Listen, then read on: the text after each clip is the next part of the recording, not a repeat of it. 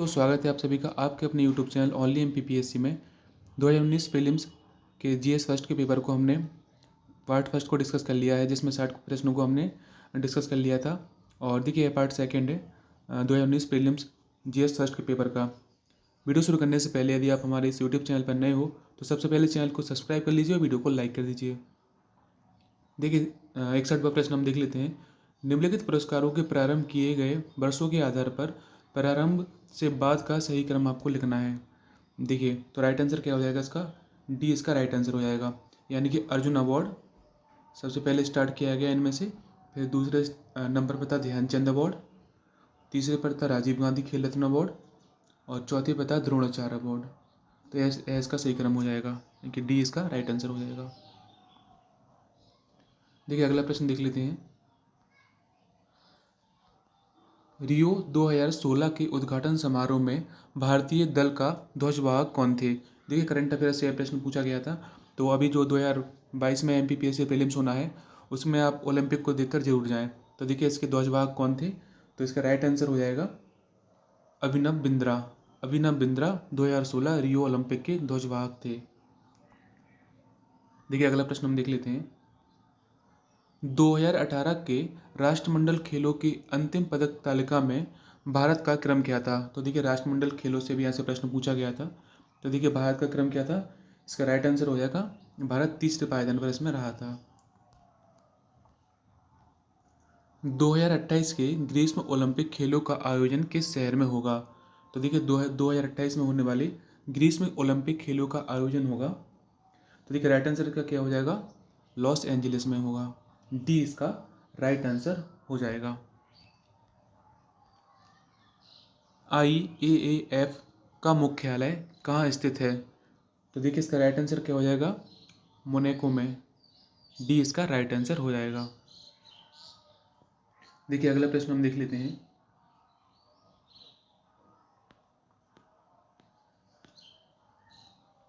मध्य प्रदेश में राज्य निर्वाचन के गठन के पश्चात कितनी बार पंचायत के आम निर्वाचन हो चुके हैं? तो देखिए राज्य निर्वाचन आयोग के गठन के पश्चात मध्य प्रदेश में पंचायत के कितने निर्वाचन हो चुके हैं? तो इसका राइट आंसर क्या हो जाएगा, मध्य प्रदेश में राज्य निर्वाचन आयोग के गठन के पश्चात 5 बार पंचायत के आम निर्वाचन हो चुके हैं। तो सी इसका राइट आंसर हो जाएगा। देखिए अगला प्रश्न देख लेते हैं। राज्य निर्वाचन आयोग नगरीय निकायों के निर्वाचन का संचालन किस अनुच्छेद के तहत करते हैं? तो देखिए इसका राइट आंसर क्या हो जाएगा, 243 के तहत, यानी कि ए इसका राइट आंसर हो जाएगा। पंचायती राज विषय संविधान की किस सूची के अंतर्गत आता है? तो देखिए पंचायती राज किस सूची के अंतर्गत आता है? तो देखिए इसका राइट आंसर हो जाएगा राज्य सूची के अंतर्गत आता है पंचायती राज। बी इसका सही आंसर हो जाएगा। देखिए अगला प्रश्न देख लेते हैं। संविधान के कौन से भाग में पंचायती राज से संबंधित प्रावधानों को सम्मिलित किया गया है? देखिए संविधान के 22 भागों से भी यहाँ से 2 या 3 प्रश्न पूछे गए थे 2019 में। तो आपको पूरे कंटेस्ट होने चाहिए संविधान के जितने भी भाग हैं। तो देखिए इसका राइट आंसर क्या हो जाएगा, इसका राइट आंसर हो जाएगा संविधान के भाग 9 में। डी इसका राइट आंसर हो जाएगा। पंचायती राज से संबंधित प्रावधान संविधान के भाग 9 में मिलेंगे आपको। देखिए अगला प्रश्न हम देख लेते हैं। मध्य प्रदेश के निम्नलिखित शहरों में से किसकी जनसंख्या 2011 की जनगणना के अनुसार 10 लाख से अधिक नहीं है? इस देखिए नहीं वाले वर्ड पर ध्यान करना है आपको कि ये पूछा गया है कि किस शहर की जनसंख्या 10 लाख से अधिक नहीं है। तो देखिए राइट आंसर क्या हो जाएगा, उज्जैन। उज्जैन की जो जनसंख्या है 10 लाख से अधिक नहीं है। बाकी भोपाल, ग्वालियर और जबलपुर तीनों शहरों की जो संख्या है यह 10 लाख से अधिक है जनसंख्या। देखिए अगला प्रश्न देख लेते हैं। JSP का मतलब क्या है? तो देखिए राइट आंसर क्या हो जाएगा, जावा सर्वर पेजेस। सी इसका राइट आंसर हो जाएगा। बिंग एक वेब सर्च इंजन है जिसका स्वामित्व और संचालन द्वारा किया जाता है। तो देखिए आपको बताना है बिंग एक क्या है। बिंग एक सर्च इंजन है, इसका स्वामित्व और संचालन किस कंपनी के द्वारा किया जाता है? तो देखिए इसका राइट आंसर हो जाएगा माइक्रोसॉफ्ट। माइक्रोसॉफ्ट का बिंग एक वेब सर्च इंजन है। तो ए इसका राइट आंसर हो जाएगा। देखिए अगला प्रश्न देख लेते हैं। वेब क्रॉलर को इस रूप में जाना जाता है। तो देखिए राइट आंसर क्या हो जाएगा, वेब क्रॉलर को वेब स्पाइडर के रूप में जाना जाता है। सी इसका सही आंसर हो जाएगा। देखिए अगला प्रश्न देख लेते हैं 74।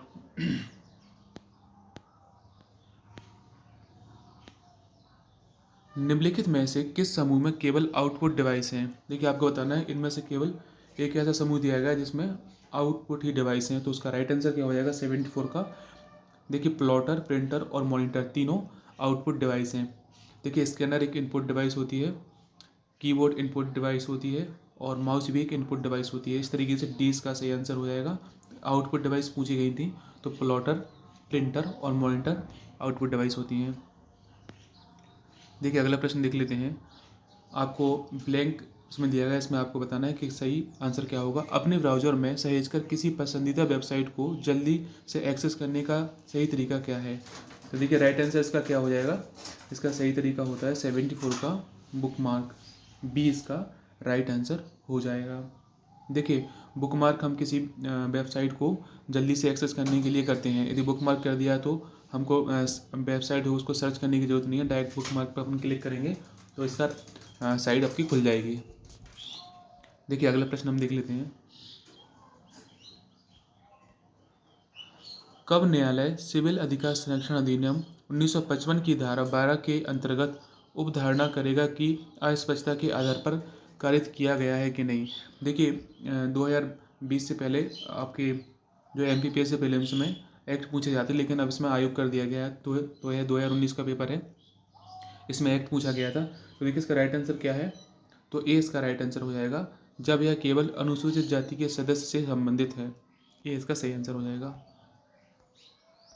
देखिए अगला प्रश्न हम देख लेते हैं 77वां।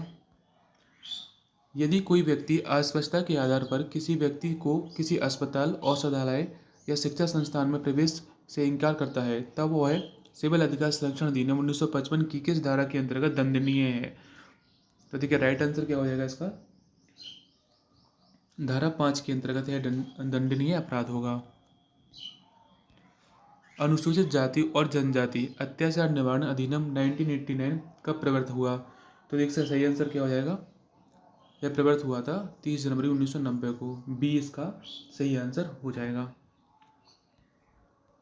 देखिए अगला प्रश्न देख लेते हैं। देखिए निम्नलिखित में से आपको असत्य कथन बताना है। तो देखिए इसका हम डायरेक्ट आंसर देख लेते हैं। तो देखिए इसका आंसर हो जाएगा बी इसका सही आंसर है। देखिए अगला प्रश्न हम देख लेते हैं। 80वां प्रश्न है, अनुसूचित जाति और जनजाति अत्याचार निवारण अधिनियम 1989 के अंतर्गत किसी निर्णय, दंडादेश या आदेश के विरुद्ध उच्चतम न्यायालय में अपील होती है। तो इसका राइट आंसर क्या हो जाएगा, इसका राइट आंसर हो जाएगा तथ्य एवं विधि दोनों के संबंध में उच्च न्यायालय में अपील हो सकती है। देखिए अब एक्ट से प्रश्न नहीं आते हैं, जो अभी रिसेंटली नया सिलेबस आ चुका है उसमें एक्ट से प्रश्न नहीं आते हैं, आपके आयोग से प्रश्न आते हैं। अब यहाँ से धाराओं से क्वेश्चन कम ही आएंगे, तो आयोग को अच्छे से आपको कर लेना है। 10 या 12 आयोग उसमें MPPSC प्रीलिम्स में आपके पूछे जाते हैं। देखिए अगला प्रश्न देख लेते हैं। भारतीय अंतरिक्ष कार्यक्रम के जनक कौन थे? तो देखिए काफ़ी सिंपल प्रश्न है, इसका राइट आंसर क्या हो जाएगा, डॉक्टर विक्रम अम्बालाल साराभाई। ए इसका राइट आंसर हो जाएगा। निम्नलिखित में से कौन सी कोशिकाएं मनुष्य के एंड्रोजन हार्मोन को स्रावित करती हैं? तो देखिए राइट आंसर क्या हो जाएगा, लैंडिंग कोशिकाएं। बी इसका सही आंसर हो जाएगा। वैश्विक ताप की वृद्धि के लिए निम्नलिखित में से कौन सी गैस का योगदान अधिकतम है? ग्लोबल वार्मिंग के लिए आपको बताना है कौन सी गैस का योगदान सर्वाधिक होता है। तो देखिए इसका राइट आंसर क्या हो जाएगा, कार्बन डाइऑक्साइड का, यानी कि CO2 गैस का योगदान नीचे दिए गए तीनों गैसों से सर्वाधिक होता है वैश्विक तापमान की वृद्धि में। देखिए अगला प्रश्न हम देख लेते हैं। 84वां प्रश्न है, मानव शरीर के किस तत्व का प्रतिशत सबसे अधिक होता है? ठीक है, मानव शरीर में किस तत्व का प्रतिशत सबसे अधिक होता है? तो इसका राइट आंसर क्या हो जाएगा, मानव शरीर में ऑक्सीजन का परसेंटेज सर्वाधिक होता है। डी इसका सही आंसर हो जाएगा। अफीम किस श्रेणी की दवा के अंतर्गत आता है? तो देखिए सही आंसर हो जाएगा अवसादकारी। अफीम अवसादकारी दवा के अंतर्गत आती है। वर्ष 2019 में नई दिल्ली में आयोजित गणतंत्र दिवस समारोह पर मुख्य अतिथि कौन थे? तो देखिए इसका राइट आंसर क्या हो जाएगा, डी, दक्षिण अफ्रीका के राष्ट्रपति सिरिल रामाफोसा। तो देखिए अभी जब 2022 में मुख्य अतिथि, उनसे आपको क्वेश्चन आपको आ सकता है, तो आपको याद कर लेना है। करंट अफेयर्स से देखिए एक प्रीवियस ईयर क्वेश्चन से आपको एक अंदाजा लग सकता है कि करंट अफेयर्स MPPSC प्रीलिम्स में किस तरीके से या किस एरिया से पूछे जाते हैं। तो प्रीवियस ईयर क्वेश्चन का डिस्कशन या उनको एनालाइज करना, उनके सॉल्यूशन को जानना आप सभी के लिए काफ़ी लाभदायक हो सकता है। देखिए अगला प्रश्न देख लेते हैं। वर्ष 2015 में इंदौर में आयोजित तीसरे अंतर्राष्ट्रीय धर्म संगोष्ठी के विशिष्ट अतिथि कौन थे? तो देखिए राइट आंसर क्या हो जाएगा इसके, बी इसका राइट आंसर हो जाएगा। श्री लियोपो दामचो दोरजी भूटान के प्रमुख थे। देखिए अगला प्रश्न देख लेते हैं। वर्ष 2018 में भारत सरकार द्वारा प्रारंभ विश्व की सबसे बड़ी स्वास्थ्य योजना का नाम क्या है? तो देखिए इससे बहुत प्रश्न पूछे गए हैं, तो इसका राइट आंसर हो जाएगा डी, आयुष्मान भारत प्रधानमंत्री जन आरोग्य योजना। डी इसका सही आंसर हो जाएगा। मध्य प्रदेश में गरीब परिवारों की विवाह योग्य कन्याओं की आर्थिक सहायता हेतु लागू मुख्यमंत्री कन्यादान योजना को की राशि को बढ़ाकर कितना कर दिया गया? तो देखिए इसका राइट आंसर हो जाएगा सी, इसका राइट आंसर हो जाएगा 51,000। सन 2019 में किस भारतीय लघु फिल्म ने ऑस्कर पुरस्कार प्राप्त किया था? देखिए काफ़ी इंपॉर्टेंट प्रश्न है, तो इसका राइट आंसर हो जाएगा पीरियड एंड ऑफ सेंटेंस। ए इसका सही आंसर हो जाएगा। 1842 के बुंदेला विद्रोह में प्रमुख भागीदारी देने वाले राजा हृदय शाह किस स्थान के जमींदार थे? तो देखिए राजा हृदय शाह हीरापुर के जमींदार थे। डी इसका सही आंसर हो जाएगा, राजा हृदय शाह हीरापुर के जमींदार थे। देखिए अगला प्रश्न हम देख लेते हैं 92 का। ब्रिटिश भारत में सांप्रदायिक प्रतिनिधित्व की व्यवस्था निम्नलिखित में से किस अधिनियम के द्वारा की गई थी? तो देखिए इसका राइट आंसर क्या हो जाएगा। देखिए काफ़ी सिंपल प्रश्न है, मार्लिमेंटो सुधार आपने सुना होगा, तो बी इसका राइट आंसर हो जाएगा। इसमें सांप्रदायिक प्रतिनिधित्व की व्यवस्था की गई थी, यानी कि मुस्लिम जो प्रतिनिधि थे उनका जो चुनाव मुस्लिम मतदाता ही कर सकते थे, और जो हिंदू थे उनका चुनाव केवल हिंदू मतदाता ही कर सकते थे। देखिए लॉर्ड मिंटो को सांप्रदायिकता का जनक भी कहा जाता है। देखिए अगला प्रश्न देख लेते हैं। भारत के 1857 के प्रथम स्वतंत्रता संग्राम में भोपाल के किस वीर ने बहादुरीपूर्ण मुख्य संघर्ष कर बलिदान दिया था? देखिए भोपाल के किस स्वतंत्रता सेनानी ने अपना बलिदान दिया था 1857 के स्वतंत्रता संग्राम में? तो देखिए इसका राइट आंसर हो जाएगा ए, फाजिल मोहम्मद खान ने अपना बलिदान दिया था। ए इसका सही आंसर हो जाएगा। देखिए अगला क्वेश्चन देख लेते हैं। पुस्तक सत्यार्थ प्रकाश के लेखक कौन है? देखिए काफ़ी सिंपल प्रश्न है, इसका राइट आंसर हो जाएगा स्वामी दयानंद सरस्वती। सी इसका सही आंसर हो जाएगा। देखिए अगला प्रश्न देख लेते हैं। रेशम बुनकरों की श्रेणी की जानकारी निम्नलिखित में से किस शिलालेख में मिलती है? तो देखिए इसका राइट आंसर क्या हो जाएगा। रेशम बुनकरों की श्रेणी की हमें जो जानकारी मिलती है 10पुर शिलालेख में। ये इसका सही आंसर हो जाएगा। निम्नलिखित में से कौन सा जलप्रपात नर्मदा नदी पर नहीं है? तो देखिए यहाँ से नदियों से और जलप्रपात से भी काफ़ी प्रश्न पूछे जाते हैं MPGK से, तो आपको इनको एक बार जरूर देख लेना है। तो देखिए कौन सा जलप्रपात नर्मदा नदी पर नहीं है? तो देखिए कपिलधारा, दुग्धधारा और भेड़ाघाट तीनों नर्मदा नदी पर मिलेंगे। भालाकुंड जलप्रपात आपको नर्मदा पर नहीं मिलेगा। तो सही आंसर क्या हो जाएगा इसका कि कौन सा जलप्रपात नर्मदा नदी पर नहीं है? तो भालाकुंड जलप्रपात। देखिए अगला प्रश्न देख लेते हैं। निम्नलिखित में से कौन सा राष्ट्रीय राजमार्ग मध्य प्रदेश राज्य से नहीं गुजरता? तो देखिए राइट आंसर क्या हो जाएगा। NH8 मध्य प्रदेश से नहीं गुजरता है। देखिए अगला प्रश्न देख लेते हैं। सूची युग को सूची 2 से सम्मिलित कर दिए गए कूट से सही उत्तर बताना है आपको। देखिए तो इसका राइट आंसर क्या हो जाएगा। ए इसका राइट आंसर हो जाएगा, यानी कि बाढ़ देखिए कहाँ पर आती है।